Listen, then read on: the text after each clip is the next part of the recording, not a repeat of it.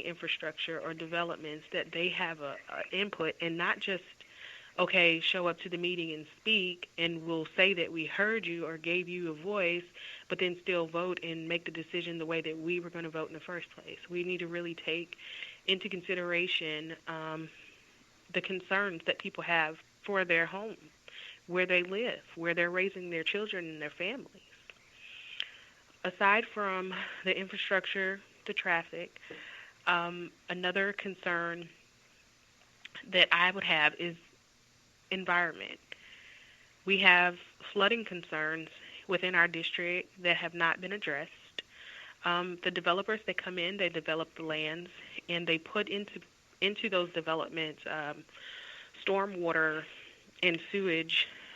I'm sorry, I'm having a brain fart right now, and I had this all memorized. But they come into the developments, and they're putting in the stormwater infrastructure. They're putting in the sewage infrastructure, but they're only doing it for the development that they're responsible for. They're not taking into account the properties that surround those developments that they're making. For example, I know a family who's lived in our district for generations, and there's a new property that's being developed behind them. They've been having flooding with the ditches that are around their homes, and they have addressed these concerns with the county commissioners, and nothing has happened. They come out and mow to cut down the grass within the ditch maybe twice a year at the most, but the flooding from the properties that are around that property is getting worse because of how the developers have cleared the land and how they've, what's the word, where they grade. They may have had to raise the land up because they have to do that to develop sometimes. Yes, exactly. Right. And so they are making sure that the development doesn't have those issues with flooding, but the properties that are around the new development, it's getting worse when it was already a problem that wasn't addressed, and now this property that's being developed behind their property is causing more flooding. And they've told me, they said, we can see when it rains, we can see the water rolling down towards our homes. So even though they've been heard, they haven't necessarily been heard because those problems haven't been addressed. Exactly. You brought up environment here. One of the things that I'm sure we all remember, I'm going to use I hate to use the term here, but that's what everyone knew William as. We used to have Red Tide Rick as one of our, and it created a horrible disaster for the whole coast here. And that's another issue. I remember when this happened, and people who were actually living inland were getting sick from because of the red tide, because of all the spores that were being flown in, being brought in from the Gulf winds and stuff. And that is a serious problem. And the drainage, of course, is a problem too. I certainly see that. We've seen multiple floods in this area. Traffic. I'll tell you a quick story here that you can probably sure identify with, and what other cities have done. When I moved to this area about 8 years ago, I was absolutely shocked when I saw how poor the public transportation system was here. I thought where I came from was not doing well, but they were way steps ahead. I was shocked when I found out I could not ride a bus from to one of the neighboring cities practically. You can go from Manatee to Sarasota, and it was a major event when you could actually ride a bus across the bridge over into Pinellas, and this whole area is so closely linked together for multiple things going on. It's amazing that they don't have better transportation, public transport, which would reduce a lot of the traffic problem, Right. And so it is amazing. That, and they haven't thought this ahead a little bit, and they haven't used their funds a little more wisely.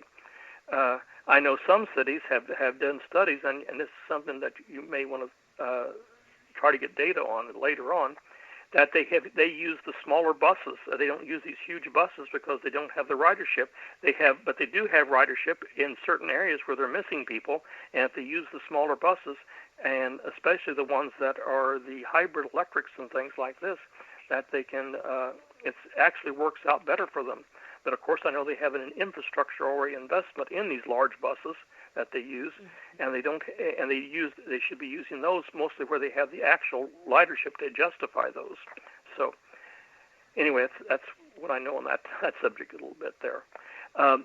Tell me a little bit more about where we're going to be wrapping up here, and we got about 5 minutes left, I think, or something like that. Give me some of your final thoughts, and again, please give your website or somewhere where people can contact you that they have input they want to give you, okay? Yes. My final thoughts is that I would really, really appreciate all of your support in electing a new county commissioner come November 3rd. I think that I'm the most qualified person for this position out of the other two candidates that I'm running against. I have served most of my adult life, again, in public service, and I'd ask to have the opportunity to continue public service by becoming the next commissioner for District 1. You can find more information about me on Facebook. My Facebook page is Elect Dominique Brown, County Commissioner, District 1. And there's a link to the website on there. So the website link is pretty long, so I won't give that out. It's a Google site, so it's not specialized or anything like that. We're a grassroots campaign.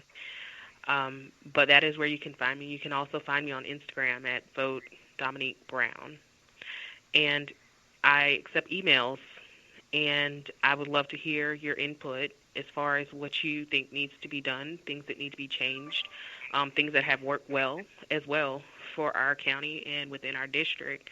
And my email address is votedominiquebrown@gmail.com, and there are 2 I's in Dominique. Excellent. We have some more time left here, so I want to let you tell a little bit more about some of your priorities you would have. Maybe you can think about some. I think you've already mentioned some of these. If you could summarize again, I know you want drainage, you want traffic, you want environment, and things like this. Tell me some more ideas that you mean, or something along that line, how you would like to see working. And of course, a lot of the things that you do in District 1, of course, you're right, it affects the whole county here, and when you vote. So give me some thoughts there that we can improve. And I know you've already said that you would stand for the mask, and which is so badly needed here. And again, a lot of us are mind-boggled. My mind was boggled when they would not vote for a mask ordinance, when everything says that had helped us. I just can't believe that. It's unbelievable. And the businesses, even businesses here, I might toss that in here too. I actually went into, because some of the businesses that I patronize and other people patronize as well, we went there because they did have mask requirements, and I was so thrilled I could go in and shop there and not feel more comfortable that people weren't in there spreading the virus. So it is important, but I'll let you here summarize here before the final 2 minutes or whatever we have left here. Okay. So my priorities when elected as Commissioner for District 1 would be to address traffic concerns, environmental concerns, local infrastructure, and excuse me, and diversity and inclusion within our local government. Those are the things that I feel very strongly about. I feel like those things need to be addressed on day one, and we can make a change if we're voted into office on November 3rd. A lot of people that I've spoke to have said that those are their top concerns, especially when it comes down to the environment and the red tide that was mentioned, and also with the sewage leak that just happened over in District Number 3. Oh, Lord, that was horrible, yes. It was. And so I strongly believe that we have to practice excellence in everything that we do. We can't just half do the job and say, well, we got it halfway done, or we only have enough money to do half of it. We have to prioritize the things that are important within our community that will make our lives better, and make Manatee County a better place to live, in District 1 especially. Excellent. We have, I want you to give it's votedominiquebrown@gmail.com. That's VOTEDOMINIQUEBROWN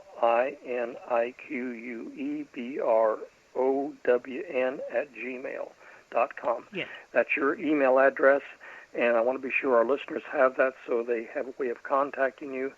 Dominique, it's been so good to have you here today. I want to thank you personally for taking the time out to speak to hopefully some people who are going to be voting for you here.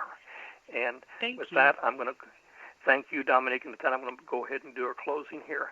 Thank you for listening, and we hope you have enjoyed today's discussion. This has been Coastal Progressive and Rainbow Forum on Society Bites Radio, and I have been your host, Steve Ryan.